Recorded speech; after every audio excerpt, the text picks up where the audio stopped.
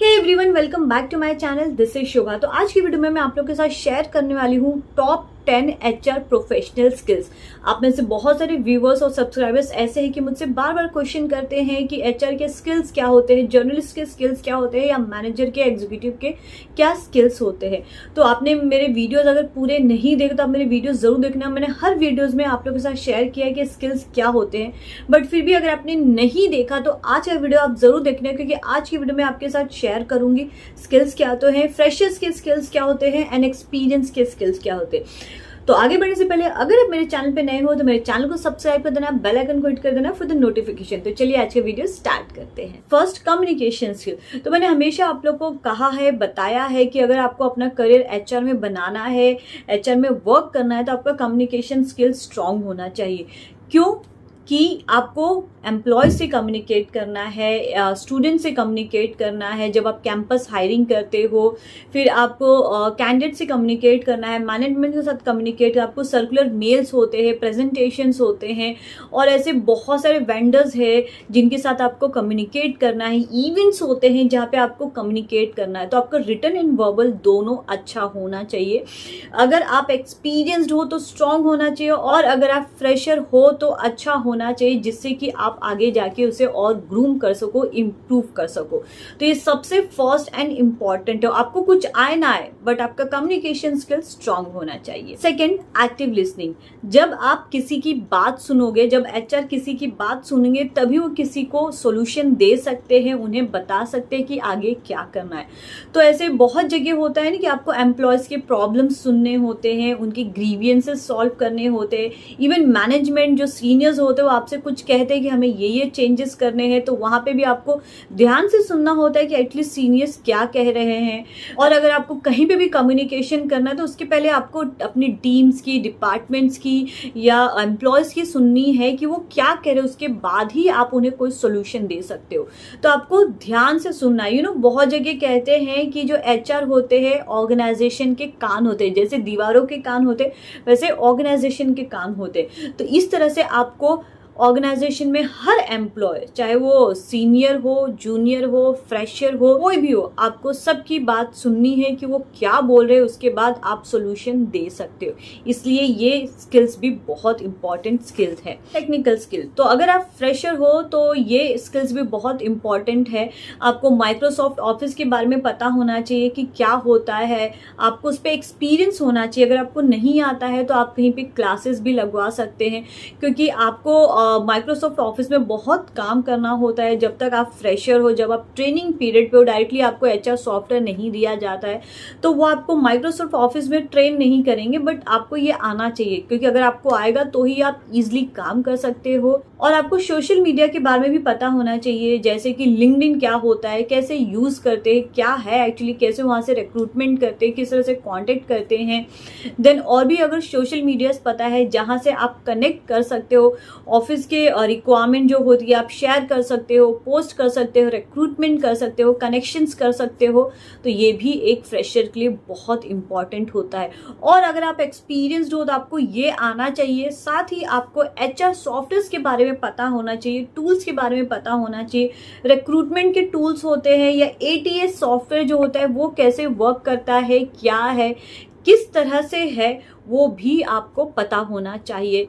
Fourth, learning skills. मतलब हम कहते हैं ना, फ्रेशर्स कहते हैं कि I am a quick learner. तो अगर आप क्विक लर्नर हो तो ये स्किल्स आपके पास होनी चाहिए कि आपको कोई भी चीज़ बताई, कोई सॉफ्टवेयर टूल्स के बारे में बताए, कोई रिक्रूटमेंट प्रोफाइल के बारे में, आप जल्दी से उसे सीख सको, क्विक लर्न कर सको, क्विक कैच कर सको। ऐसे नहीं कि आप एक चीज़ को मंथ, 2 मंथ, 3 मंथ तक सीखते रहो तो भी आपको नहीं आए।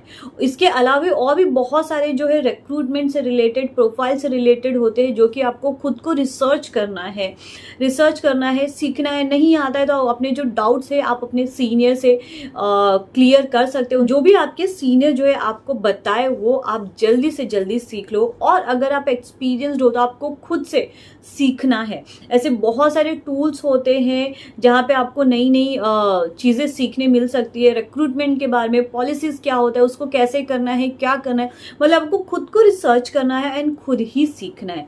सो ये जो है एक बहुत इंपॉर्टेंट स्किल होता है।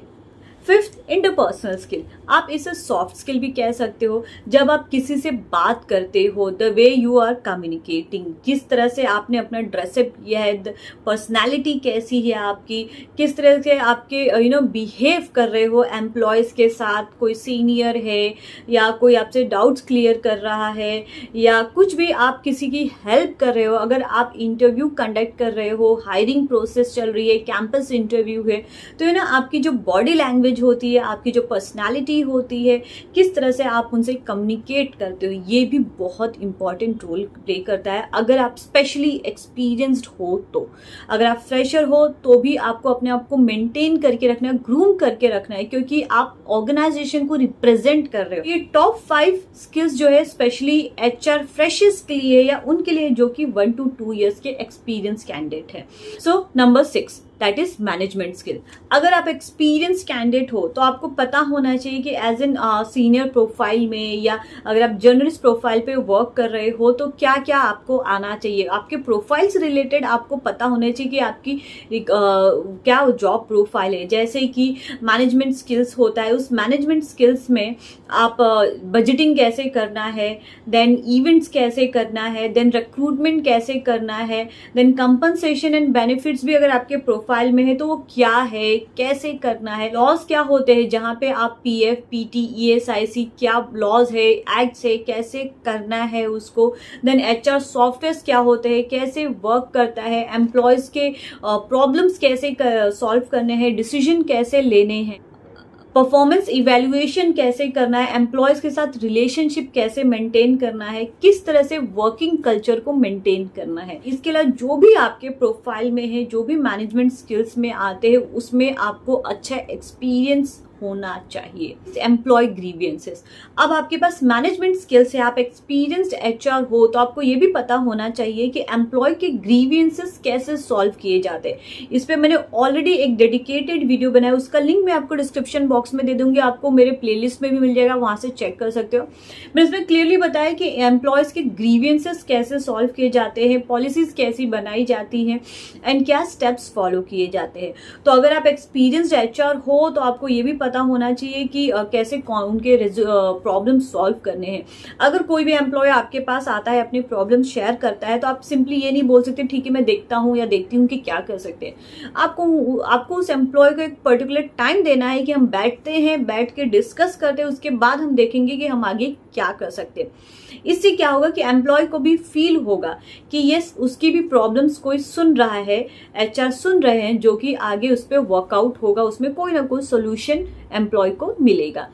8, एडमिनिस्ट्रेटिव स्किल, ये भी एक बहुत इंपॉर्टेंट स्किल होता है, यू कैन से टास्क होता है, रोल होता है जो कि एचआर को करने होते हैं। आप इसे एक डेटा एंट्री जॉब भी कह सकते हो, जहाँ पे एचआर जो है एम्प्लॉयज के डेटा मेंटेन करते हैं और ये डेटा बहुत कॉन्फिडेंशियल होता है जो कि सबके साथ शेयर नहीं किया जाता है।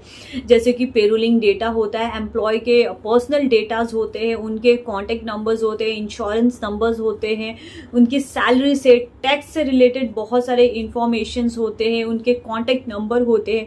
ये सारे जो है एक सॉफ्टवेयर में फीड किए जाते हैं एंड जब भी जरूरत है एचआर ही इस डेटा को एक्सेस कर सकते हैं, क्योंकि एक सॉफ्टवेयर में होता है तो जिसे सॉफ्टवेयर पासवर्ड लॉक किया जाता है, तो ये डेटा कोई भी एक्सेस नहीं कर सकता है। क्या डेटा मेंटेन करने हैं, किस तरह मेंटेन करें, इस पे भी मैंने एक डेडिकेटेड वीडियो बनाया, that is employee excel sheet employee master data. आपने नहीं देखा तो आप उसे चेक कर लेना, उसमें मैंने क्लियरली बताया है कि क्या क्या डेटा आपको जो है एक्सेल में मेंटेन करने हैं एम्प्लॉयज के। 9, कॉन्फिडेंशियलिटी, आपको क्या कॉन्फिडेंशियल रखना है, कौन से डेटा कॉन्फिडेंशियल रखना है।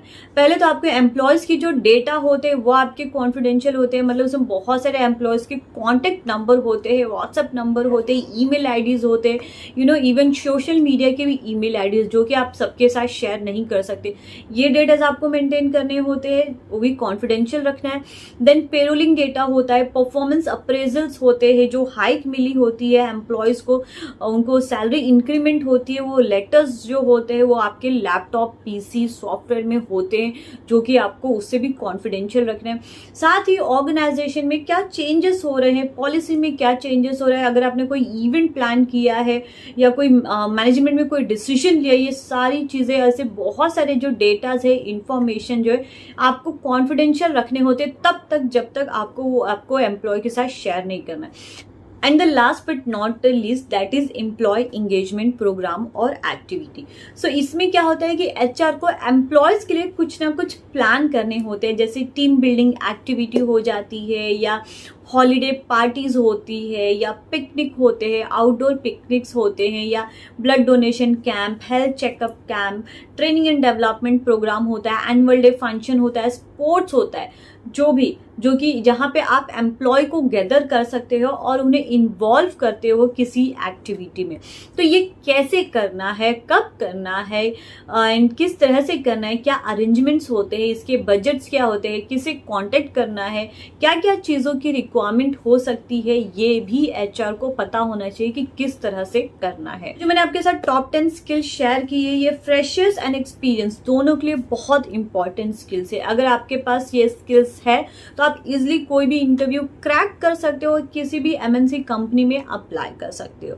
अब आप ये स्किल्स को कैसे इंप्रूव करते हो अगर आप कहीं पे भी लैक करते हो? जैसे मैंने पहले ही बताया कि आपको खुद को रिसर्च करना है, लर्निंग स्टार्ट करनी है। उस लर्निंग में आपको देखना है कि आप कहाँ पे लैक हो रहे हो और कहाँ पे आपको ज़्यादा फोकस करना है।